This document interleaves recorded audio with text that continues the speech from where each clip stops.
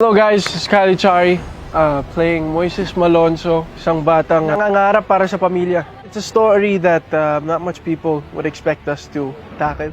Feeling ko ang daming ma-inspire ni Moises na tao. Gagawin mo lahat basta nasa tama ka. Para sa brotherhood, pinuno lahat! So blessed, so thankful for this project. Nakakasama ko yung mga bigating artista talaga. All the way from Piolo, Tito Pip, Smai, Shaina, Tito Joel, lahat sila, Tito John. Sigurado ako ang daming kong matutunan. It's like a family, it's a big family. Nag-e-enjoy talaga kami. I've known about it for a while and I've been so excited about it. Abangan niyo po ang Pamilya Sagrado dahil una sa lahat, napakaganda ng cast. Sobrang blessed ako na makasama ako sa ganitong proyekto. Isa po siyang kwento na hindi pa masyado ng pag-usapan dito sa Pilipinas. Itatakal namin mga issues ay talagang nangyayari sa totoong mundo natin. Ano ba kayo mga muyo? Oo, pinuno!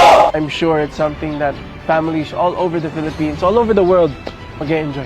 Hello mga kapamilya, iniimbitahan ko po kayo na manood ng biggest family drama of 2024, ang Pamilya Sagrado.